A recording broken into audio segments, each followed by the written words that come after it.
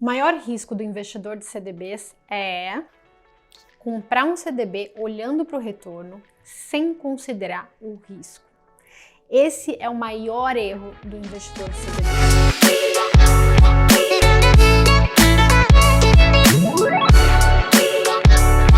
Imagina, você já entrou na sua corretora e viu lá um cardápio de CDBs? Geralmente pode apostar, o de maior retorno, aquele que paga a maior taxa, é geralmente o que os investidores escolhem. Mas aquele CDB só paga essa maior taxa porque ele tem um risco muito maior. O banco que é seguro, que é rentável, que não é tão alavancado, ele não precisa pagar muito juro para o mercado financiar ele nas operações dele do dia a dia. O banco que está mais alavancado, em situações bem difíceis, com retorno baixo, com prejuízo, é esse que vai lá na sua corretora e paga um juro muito alto, exatamente para atrair para ele os clientes da corretora. Ele não só paga um juro mais alto para você, como ele também paga para os distribuidores uma taxa de distribuição maior. Para quê? Para fazer com que os distribuidores ofereçam esse CDB para mais pessoas e forcem, digamos assim, um pouquinho, olha, esse seria ótimo, né?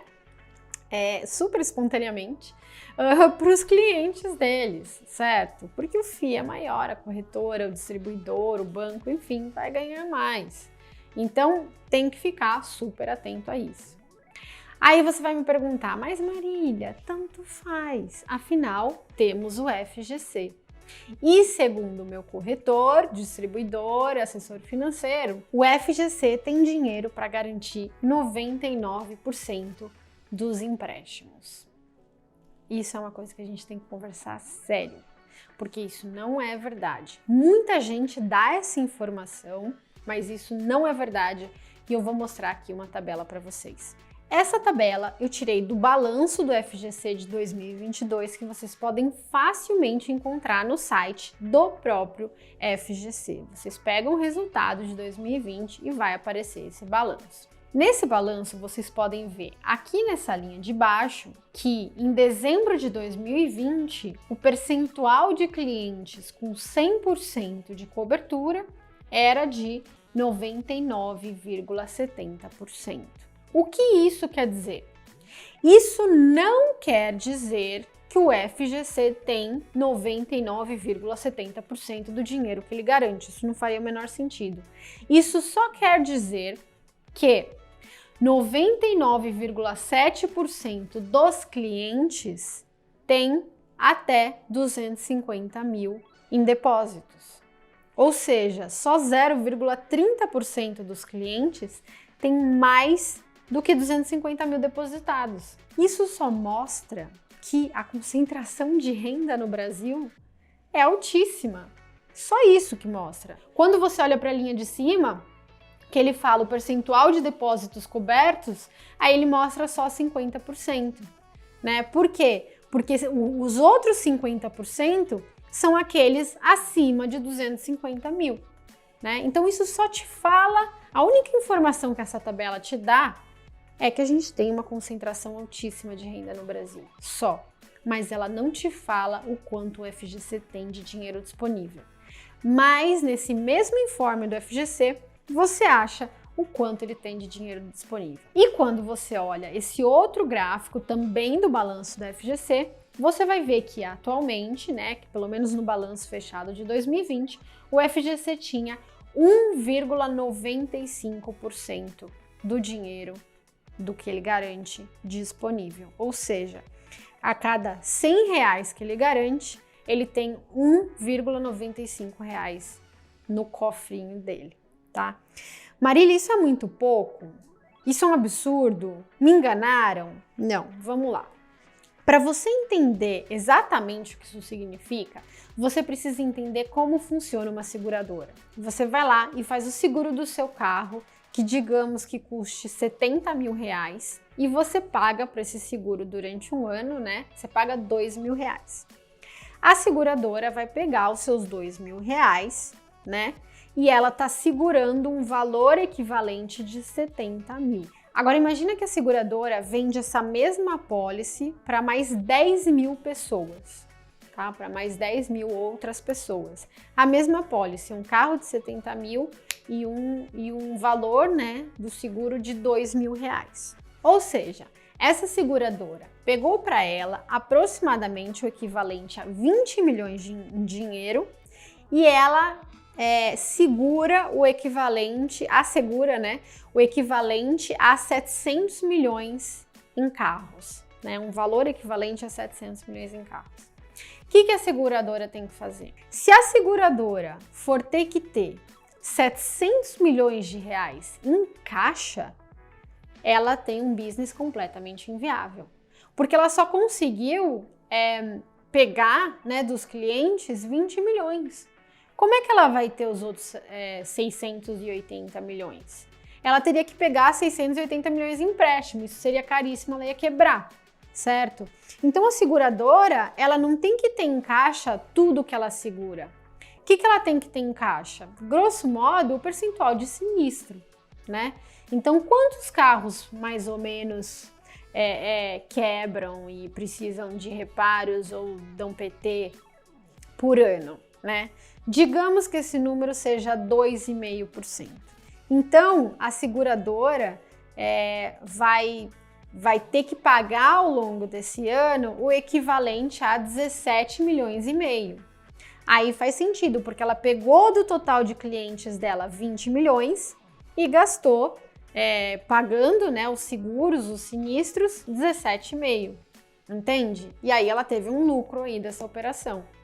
Então a seguradora seria inviável se ela tivesse em caixa o dinheiro inteiro assegurado, 700 milhões. O FGC ele funciona da mesma forma. Ele garante os depósitos, né, e os CDBs, LCIs, LCAs, enfim, da economia toda, né, de todos os bancos. Então seria um dinheiro muito grande, muito infinito. Para ele ter tudo aquilo em caixa, seria inviável financeiramente. Então não é assim que ele faz. Ele trabalha com uma taxa de sinistralidade e mantém essa taxa em disponibilidades. Que taxa que ele trabalha? 2%. Né? Então ele tenta manter aí em torno de 2% em disponibilidades. Atualmente ele tem aí 1,95%. Então o que acontece? 1,95% é muito ou é pouco? Essa informação é muito importante. Se eu te falar que a gente está num cenário econômico tranquilo, de crescimento econômico, sem nada relevante acontecendo, sem muita alavancagem do mercado e tal, sem muita alavancagem no setor financeiro, 1,95% é mais do que o suficiente, tá? É mais do que o suficiente. Agora, se eu te falar que a gente está, lá 2008, numa crise financeira por alta alavancagem do setor financeiro brasileiro, aí eu consigo te garantir, 1,95% não dá nem para o cheiro, tá? Vamos lembrar que nos Estados Unidos, na crise da subprime americana, cerca de 6% do sistema quebrou e o FDIC, né, que é o FGC americano, quebrou também. A diferença é que o FDIC é uma instituição pública nos Estados Unidos, enquanto o FGC brasileiro não é público, ele é privado. Então também isso é uma certa diferença aí que a gente teria em relação à crise da subprime americana. Outra coisa que as pessoas realmente falam para mim é: Marília, mas o setor financeiro brasileiro é muito concentrado. Então, para dar um sinistro de 1,95% do sistema, algum banco grande teria que quebrar, né? Alguns do top 5 teria que quebrar. Isso não é verdade. Eu vou mostrar uma segunda tabela para você. Pelos dados do FGC, a gente consegue ver que aproximadamente 40% do que ele garante vem da poupança e outros 40% vem de depósito a prazo, por exemplo, CDBs. O FGC, ele não publica do percentual que ele garante quanto vem de cada banco. Mas vamos estimar por um dado que a gente consegue no Banco Central sobre quanto de depósitos a prazo tem em cada banco brasileiro. Nessa tabela, a gente consegue ver que se a gente pega os 6 maiores bancos brasileiros, a gente totaliza simplesmente 68% do total de depósitos a prazo. 68%. Ainda faltam 32% do sistema. Lembrando que o FGC só tem 1,95% do que ele garante. Ou seja, para eu chegar em 98% do total do sistema, eu teria que ir para o banco número 260 da lista. 260. Ou seja, não é verdade que para o FGC não aguentar, eu teria que, os 5 maiores bancos, os 6 maiores bancos teriam que quebrar. Não é verdade isso, tá? Por que eu tô falando isso para vocês? É para vocês se desesperarem? É para eu ser alarmista e tal? Não. É simplesmente para eu te dar a informação correta. O Banco Central é como se fosse um seguro, então ele não seria inviável se ele mantivesse tudo que ele garante em caixa. Ele mantém 1,95% do sistema. Isso, num dia normal de temperatura e pressão, é super tranquilo, com folga ele consegue garantir o sistema, mas se a gente tivesse uma crise sistêmica no setor financeiro, não seria o suficiente, como não foi o suficiente nos Estados Unidos na crise da subprime. Então, essa informação que eu estou te passando, você vai fazer o que você quiser com isso. Se você quiser desconsiderar o risco do FGC, o risco de crédito do FGC, não tem problema nenhum. Siga feliz escolhendo os CDBs de maior taxa. Se você não quer desconsiderar esse risco de crédito, então você tem que fazer uma análise de crédito dos bancos que você recomenda, dos bancos que você investe, tá? É só isso. Eu prezo pela informação. Eu sempre prefiro te contar a verdade. Eu não gosto de tutelar o investidor, eu não gosto de dar meias informações, eu não gosto de falar que uma coisa é segura quando ela não é. Então, eu te dei a informação, você fica à vontade para fazer o que você quiser com isso, mas de forma consciente. Isso que é o mais importante, é eu te dar a informação correta e você não ser surpreendido em nenhum momento por um risco que você está correndo que você não sabia que estava correndo. Esse que é o grande problema para mim, tá bom? Para quem não quer correr o risco do FGC, você ficaria surpreso em saber quantos bancos médios, excelentes, bons pagadores, rentáveis, pagam taxas muito boas também.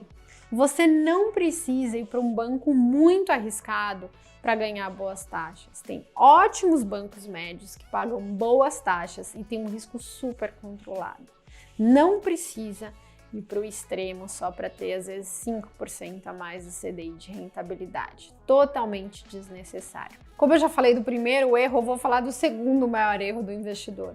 O segundo maior erro do investidor é achar que não tem banco seguro que paga boas taxas. O investidor geralmente olha a CDB de Itaú, Bradesco, vê não pagando boas taxas e acha que nenhum outro CDB paga boas taxas, mas isso não é verdade. Eu falo o tempo todo para os meus assinantes do Renda Fixa Pro, a gente tem uma lista lá de 32 bancos que a gente analisa e a maioria desses bancos é muito bom e seguro para investir.